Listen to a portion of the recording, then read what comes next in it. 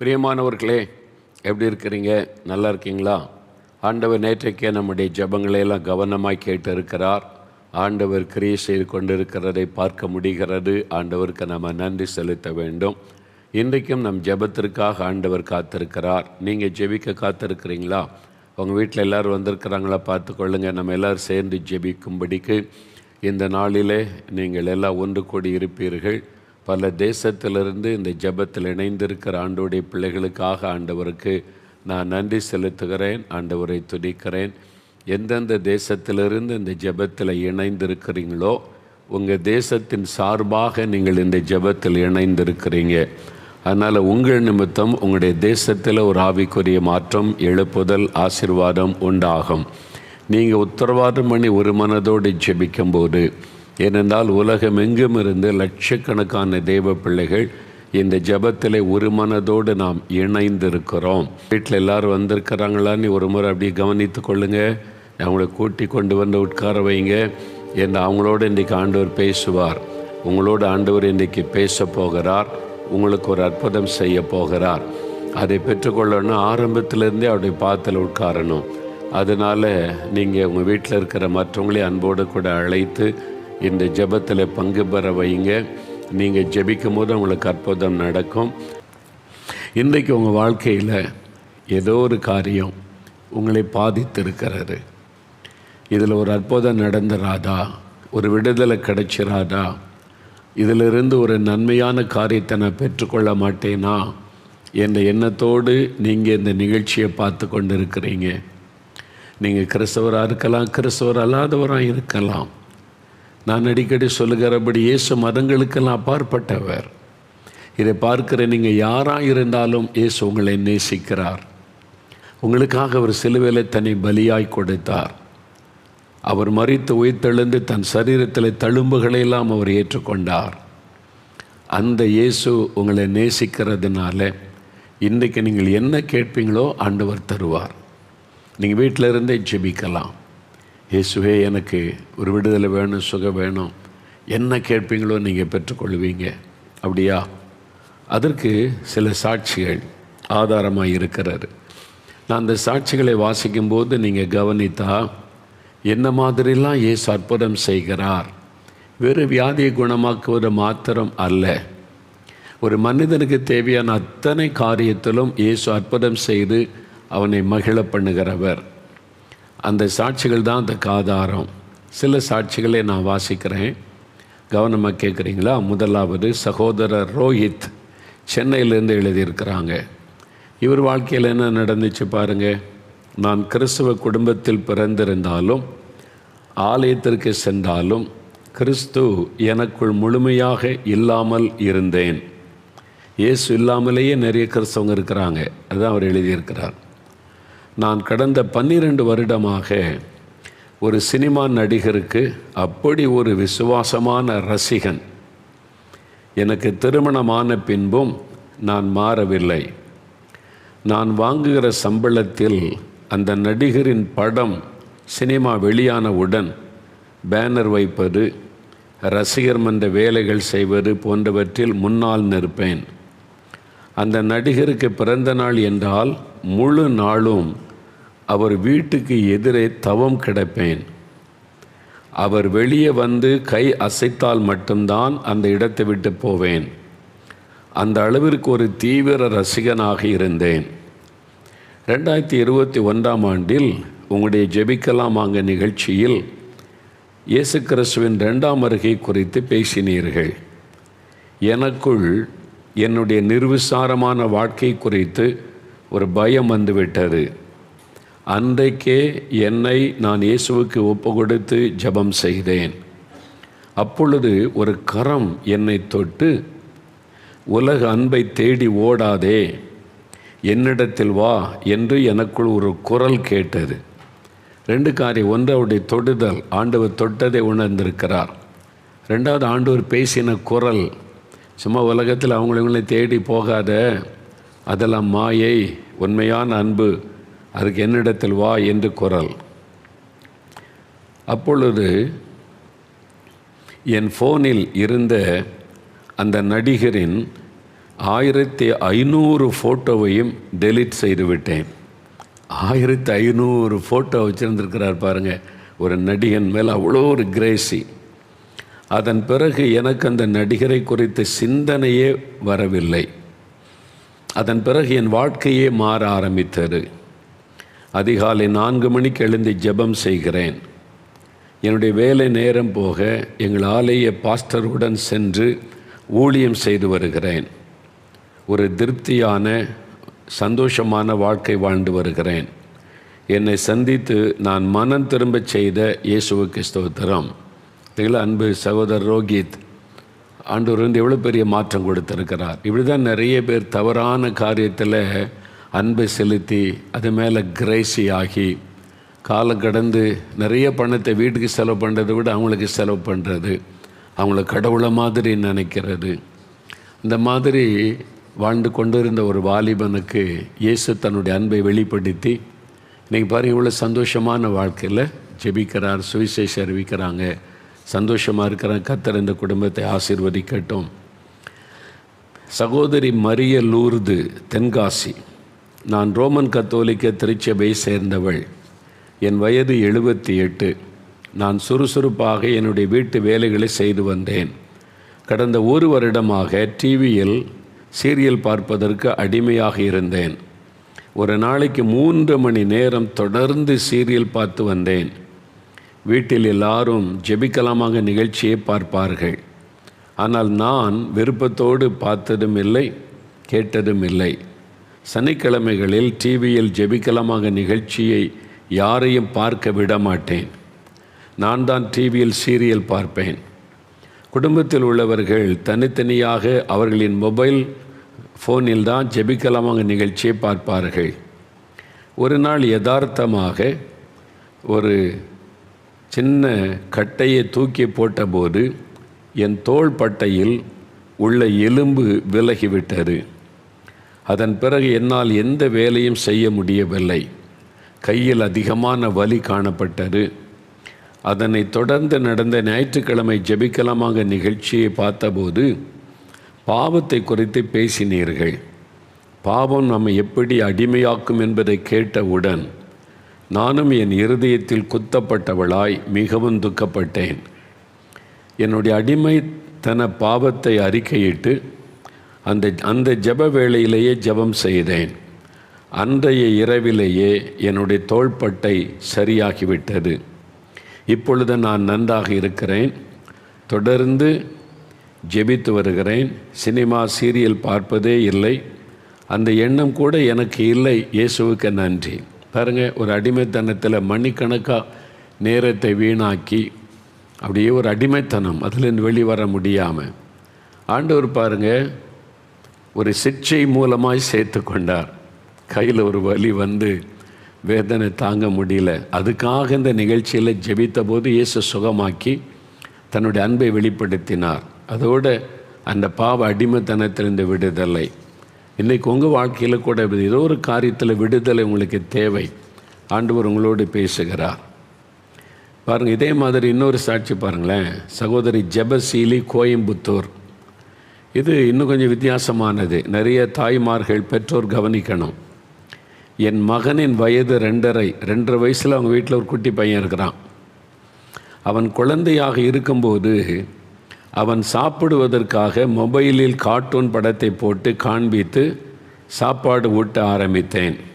நாளடைவில் கார்ட்டூன் படம் பார்ப்பதற்கு அடிமையாகிவிட்டான். 2.5 வயசில் இரவு 11 மணி வரைக்கும் கூட தூங்காமல் கார்ட்டூன் படம் பார்ப்பான். கார்ட்டூன் பார்க்கும்போது தான் சாப்பிடுவான். மொபைலை கொடுக்காவிட்டால் அழுது கொண்டே இருப்பான், சாப்பிட மாட்டான். நான் என் மகனுக்கு தவறான வழிகாட்டியாக இருந்துவிட்டேனே என்று மிகவும் வருத்தப்பட்டேன். பேரண்ட்ஸ் கவனிங்க, பிள்ளைகளை சாப்பிட வைக்கிறேன்னு இந்த செல்ஃபோனுக்கு அடிமையாக்காதங்க. நான் சில ரெஸ்டாரண்ட்டுக்கு போனால் சின்ன குட்டி பிள்ளைகளை கொண்டு வந்து வச்சுருப்பாங்க. அந்த பிள்ளை தொந்தரவு கொடுக்கான்னு செல்ஃபோனை கொடுத்துருவாங்க. அது கார்ட்டூன் பார்த்துக்கிட்டே இருக்கும். அதை பார்க்காம இருக்க முடியாது, யாரையும் கவனிக்காது. அப்பா அம்மா எழுந்து போனால் கூட அது பாட்டில் உட்காந்துருக்கும். அந்த மாதிரி அடிமைத்தனத்துக்குள்ளே பேரண்ட்ஸ் தான் காரணம். சின்ன வயசில் நீங்கள் எதை பிள்ளைகளுடைய மனசில் விதைக்கிறீங்களோ அது ஆழமாக பதிஞ்சிரும். பாருங்கள், அவங்க தப்பு பண்ணதை உணர்ந்துட்டாங்க. பட் கார்ட்டூன் பார்த்தா தான் பிள்ளை சாப்பிடுது, கார்ட்டூன் பார்த்தா தான் தூங்குது, கார்ட்டூன் பார்த்தா தான் அமைதியாக இருக்குது. இந்த பழக்கத்துக்கு கொண்டு வந்தீங்க, அது சாத்தான் அந்த பழக்கத்தில் அடிமையாக்கி சின்ன வயசுலேருந்தே பிள்ளைகளை அவன் அடிமையாக்கி விடுவான். இந்த தாயார் பாருங்கள், அதை உணர்ந்து அவங்க நான் தப்பு பண்ணிட்டேனே என்று சொல்லி உணர்றாங்க. கடந்த ஜனவரி மாதம் 16ஆம் தேதி உங்களுடைய ஜெப நிகழ்ச்சியை பார்த்தேன். அதில் மொபைலுக்கு அடிமையானவர்களுக்கு, கார்ட்டூன் படம் பார்ப்பதற்கு அடிமையாக இருப்பவர்கள் போன்றவர்களுக்காக நீங்கள் விசேஷமாக ஜெபம் செய்தீர்கள். ஜெப நேரத்தில் என்னுடைய மகன் மீது கை வைத்து நான் ஜெபம் செய்தேன். நீங்கள் ஜெபிக்கும் போதும் என் மகன் அந்த ஜெபத்தை கவனித்து கொண்டிருந்தான். அவனுக்கு என்ன புரிந்தது என்று எனக்கு தெரியவில்லை, 2.5 வயசு தான். ஆனால் ஜெபம் முடிந்ததுமே என் மகன் என்னிடம் கேட்டான், மொபைலில் சாத்தான் இருக்குமோ என்று அவன் கேட்டான். நானும் ஆமாம் என்று சொன்னேன். இல்லை, அந்த சின்ன பிள்ளைகளுக்கு சரியாக சொல்லி கொடுத்தா புரிந்து கொள்ளுவாங்க. அவனுக்கு பிரசங்கத்தை கேட்டு தெரிஞ்சிட்டா மொபைலில் சாத்தான் இருக்குமோ அப்படின்னு சொல்லி. அந்த நிமிடத்தில் இருந்து அவன் மொபைல் பார்ப்பதே இல்லை. கார்ட்டூன் பார்க்காமலேயே சமர்த்தாய் சாப்பிடுகிறான், சீக்கிரமாய் தூங்கி விடுகிறான், கார்ட்டூன் பார்ப்பதே இல்லை. என் ஜெபத்தை கேட்டு என் மகனுக்கு விடுதலை கொடுத்ததற்காக இயேசுவுக்கு நன்றி. பெற்றோர் சின்ன பிள்ளை தானே, கார்ட்டூன் பார்த்துட்டு போட்டோம், அடிமையாக்கிவிடும். நாளைக்கு பிள்ளையுடைய படிப்பு பாதிக்கப்படும், கண் பாதிக்கப்படும், தூக்கம் பாதிக்கப்படும், எல்லாமே பாதிக்கப்பட்டுரும். இந்த தாய் ஜெபித்த மாதிரி உன்னுடைய குழந்தை மேலே கை வைத்து ஜெபம் பண்ணுங்க. ஆண்டவரே, என் குழந்தை எதுக்கும் அடிமைப்படக்கூடாது, இந்த செல்ஃபோன் அடிமைத்தனத்தை என் குழந்தைக்கு விடுதலை தாரும். நிறைய பேர் ரொம்ப பெருமையாக சொல்கிறோம். இது ஒரு தப்பு, அடிமை ஆயிட்டுன்ற வருத்தப்படுறதை விட, காலையில் எழும்புனா செல்ஃபோன் தான், செல்ஃபோன் பார்க்காம சாப்பிட மாட்டேங்குது, செல்ஃபோன் சாப்பிடாம தூங்க மாட்டேங்குது, செல்ஃபோன் பார்த்துக்கிட்டே தான் இருக்குன்னு அது ஜாலியாக சந்தோஷமாக அது ரொம்ப பெரிய சாதனை மாதிரி சொல்கிற பெற்றோர், அது வருத்தப்பட வேண்டிய விஷயம். இது நாளைக்கு உங்கள் பிள்ளைகிட்ட உங்கள்கிட்ட பேசாது, செல்ஃபோனில் தான் பார்த்துக்கிட்டே இருக்கோம். நீங்கள் கூப்பிட்டா கூட கேள்வி கேட்க வாய் மூட நான் கார்ட்டூன் பார்க்குறேன்னு சொல்லும். ரிலேஷன்ஷிப் பாதிக்கப்படும், படிப்பு எல்லாமே பாதிக்கப்பட்டுரும். சீரியஸாக பிள்ளைகளுடைய தலையில் கை வைத்து இந்த அடிமைத்தனத்தின் விடுதலையாக்க ஜெபிங்க, கவனமாக இருங்க. இன்றைக்கி உங்கள் குழந்தைகளுக்கு நீங்கள் ஜெபம் பண்ணுங்க, இன்றையிலேருந்து பிள்ளைகளுடைய மைண்டில் ஒரு மாற்றத்தை ஆண்டவர் உண்டாக்கிடுவார். நிறைய பேர் கஷ்டப்படுறீங்க தானே, நிறைய பேருக்கு வெளியே சொல்லக்கூட பயம், என் பிள்ளை இப்படி இருக்குன்னு சொல்ல. இன்றைக்கி தலையில் கை வச்சு ஜெபிங்க, உங்களுடைய பிள்ளைங்களுக்குள்ளே அந்த அடிமைத்தனத்தை ஆண்டவர் மாற்றிடுவார். சரியா? சகோதரி சரோஜா, கன்னியாகுமரி. என் கணவருக்கு வயது 67. அவர் கடந்த 53 வருடமாக பீடி புகைக்கும் பழக்கத்திற்கு அடிமையாக இருந்தார். ஒரு நாளைக்கு 2 கட்டு பீடி புகைப்பார். உங்களுடைய ஜெபிக்கலமாக நிகழ்ச்சி தொடங்கப்பட்டதிலிருந்து நானும் தொடர்ந்து பார்த்து வந்தேன். அதில் வாசிக்கப்படும் எல்லா சாட்சிகளையும் கேட்டு என் கணவருக்கும் ஒரு நாள் விடுதலை கிடைக்கும் என்ற விசுவாசத்துடன் தொடர்ந்து ஜெபித்து வந்தேன். திடீரென என் கணவருக்கு உடம்பு சரியில்லாமல் போய்விட்டது. அவருக்காக தொடர்ந்து ஜெபித்து வந்தேன். ஒரு நாள் ஏதோ ஒன்று அவர் இருதயத்திலிருந்து, இந்த ஜெபம் பண்ணும்போது ஏதோ ஒன்று அவருடைய இருதயத்திலிருந்து பிடுங்கப்பட்டு வெளியே சென்றதைப் போல அவர் உணர்ந்திருக்கிறார். அன்றிலிருந்து என் கணவர் நன்றாகிவிட்டார். இப்பொழுது பீடி புகைப்பதில்லை. என்னுடன் உட்கார்ந்து ஜெப நிகழ்ச்சியை தொடர்ந்து பார்த்து வருகிறார். பீடி புகைப்பதை விட்டு 4 மாதங்கள் ஆகிவிட்டது. 53 வருட பாவ பழக்கத்திலிருந்து முழுமையான விடுதலை கொடுத்த இயேசுவுக்கு நன்றி. எத்தனை வருஷம் பழக்கம் இருந்தாலும் இயேசுவால் விடுதலை கொடுக்க முடியும். அது புகைப்பிடிக்கிற பழக்கமாக இருக்கலாம், மதுபான பழக்கமாக இருக்கலாம், சூதாடுகிற பழக்கமாக இருக்கலாம், கேம் விளையாடுகிற பழக்கமாக இருக்க, எந்த அடிமைத்தனத்திலிருந்து இயேசுவால் விடுதலை கொடுக்க முடியும் என்றால், இயேசு கிறிஸ்து விடுதலையாக்கினால் மெய்யாகவே விடுதலையாவீர்கள். உங்களுக்கு இன்றைக்கு விடுதலை. 53 வருட பாவ பழக்கத்திலிருந்து விடுதலை கொடுத்திருக்கிறார். பார்த்தீங்களா? இன்றைக்கி இயேசு உங்களுக்கு தருவார். நாங்கள் ஜெபிக்கணும். அடுத்தது சகோதரி மேரி மார்த்தா, பெங்களூரு. நான் கர்ப்பமாக இருந்தபோது 7 மாதத்தில் ஸ்கேன் செய்து பார்த்த மருத்துவர் என் கர்ப்பத்தில் இருக்கும் குழந்தையின் இருதயத்தின் துடிப்பே சரியாக இல்லை. தண்ணீருக்குள் இருக்கும் மீன் போல உங்கள் பிள்ளை கர்ப்பத்தில் உயிரோடு இருந்தாலும் கர்ப்பப்பையை விட்டு வெளியே வந்தவுடன் உயிர் இழந்துவிடும் என்று சொன்னார்கள். அபார்ஷன் பண்ணிவிடுங்கள் என்றும் சொன்னார்கள். அப்படியும் பிறந்தாலும் மூளை வளர்ச்சியில் குறைபாடு இருக்கலாம் அல்லது கை கால்கள் செயல்படாமல் போகலாம் என்ற நம்பிக்கையற்ற வார்த்தையை தான் டாக்டர் சொன்னார்கள். நான் ஜெபிக்கலாமாக நிகழ்ச்சியை பார்த்து தொடர்ந்து ஜெபம் செய்து வந்ததால் இயேசு என்னை கைவிட மாட்டார் என்ற விசுவாசத்தோட நான் அபார்ஷனுக்கு ஒத்துக்கொள்ளவில்லை. சில சமயம் குழந்தை கர்ப்பத்தில் பாதிப்பு பிறந்தாலும் அவங்களுக்கு சங்கடம், அபார்ஷன் பண்ணுங்க சொல்லுவாங்களே, அது மாதிரி அவங்க ஸ்கேன் பண்ணிவிட்டு சொல்லிட்டாங்க இந்த குழந்தை நல்லா இருக்காது, இறந்து போயிடும், இல்லை பாதிப்போடு இருக்குன்னு சொல்லி. அப்பொழுது அவங்க அபார்ஷனுக்கு ஒத்துக்கொள்ளலை. இயேசு எனக்கு இருக்கிறார், நான் அவரை நோக்கி ஜெபிக்கிறேன், குழந்தை கர்த்தர் கொடுத்த ஆசீர்வாதம். இயேசு எனக்கு நல்ல பிள்ளையை தருவார் என்று ஜெபம் செய்ய ஆரம்பித்தேன். தொடர்ந்து ஜெபம் செய்து வந்தேன். குழந்தையும் பிறந்தது. மருத்துவர்கள் சொன்னது போன்று உயிர் போகவில்லை. ஆனாலும் மருத்துவர்கள் எந்த நம்பிக்கையும் தராமல் கொஞ்ச நாட்கள் கழித்து ஓப்பன் ஹார்ட் சர்ஜரி செய்துவிடலாம் என்று சொன்னார்கள். இப்பொழுது என் குழந்தைக்கு 8 மாதமாகிவிட்டது. மூளை வளர்ச்சியும் நன்றாக இருக்கிறது. மருத்துவர்கள் சொன்னது போன்ற எந்த குறைபாடும் என் பிள்ளைக்கு இல்லை. ஓப்பன் ஹார்ட் சர்ஜரியும் செய்யவில்லை.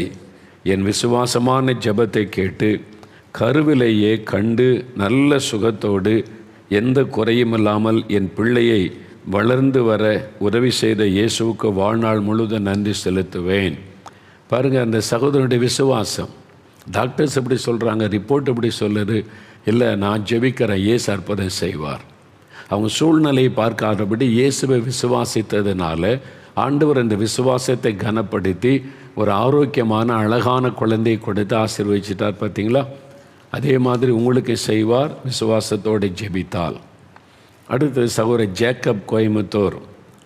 என் குடும்பம் கேரளாவில் இருக்கிறது. நான் கோயம்புத்தூரில் தங்கி வேலை செய்து வருகிறேன். எனக்கு சினிமா பாட்டு கேட்பது மிகவும் பிடிக்கும். 1000க்கும் அதிகமான சினிமா பாட்டை என் மொபைலில் வைத்திருந்தேன். ஒரு நாளைக்கு ஒரு சினிமா பார்த்து விடுவேன். இப்படி இருந்த எனக்கு ஒரு 8 மாதமாக பிரச்சனை வந்தது.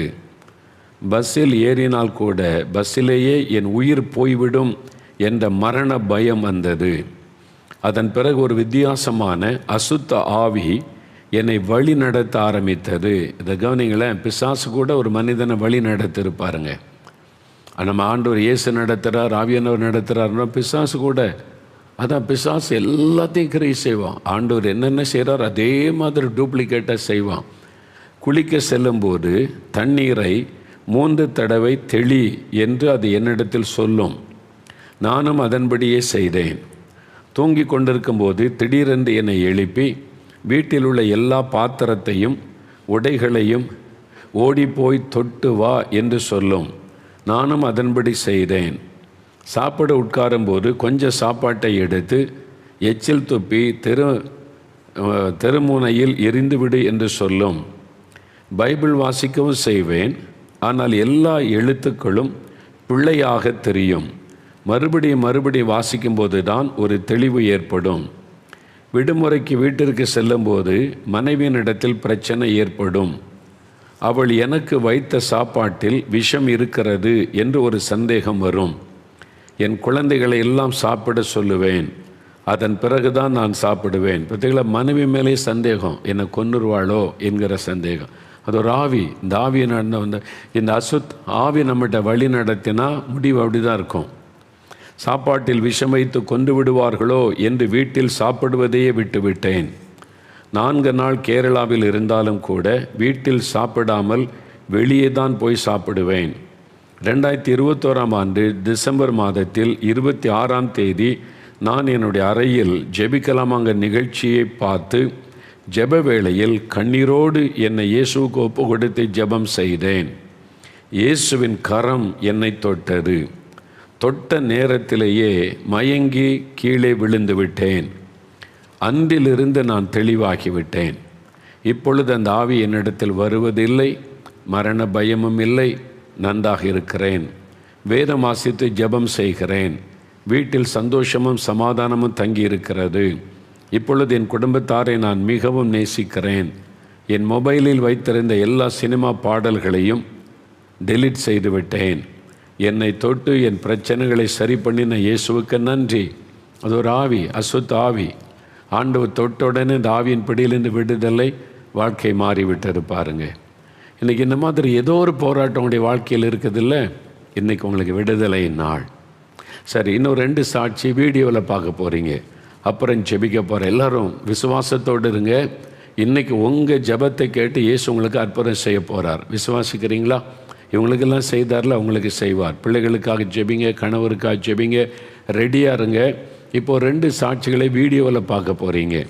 அதை பார்த்த பிறகு ஒரு 5 நிமிடம் ஜெப நேரம். சரியா? முதலாவது சகோதரி லதா சரவணன், கிருஷ்ணகிரியிலிருந்து லதா சரவணன். அவங்க என்ன சொல்கிறாங்கன்னு கேட்கலாம். பாருங்கள், ஒருத்தருடைய வீட்டுக்குள்ளே இயேசு வந்தால் என்ன நடக்குது?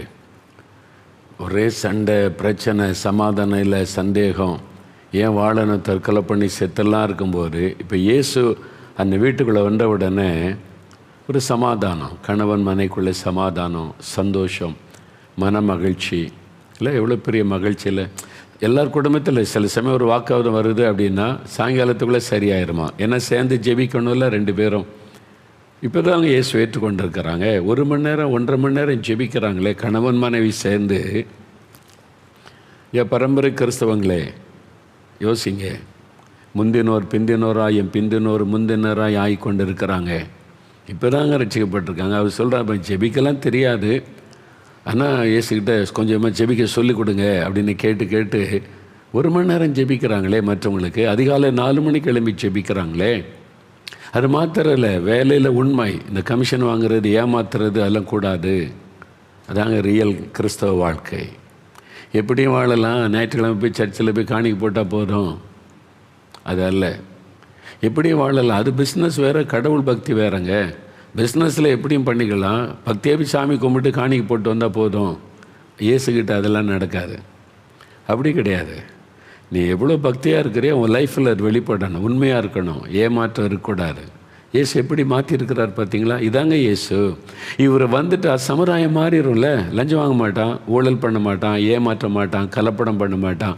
இயேசு ஒரு மனுடைய வாழ்க்கையில் வந்துட்டால் ஒரு மனுஷனுடைய லைஃப் சேஞ்ச் ஆகும் பாருங்கள். அப்போ தான் சமுதாய மாற்றம் வரும்.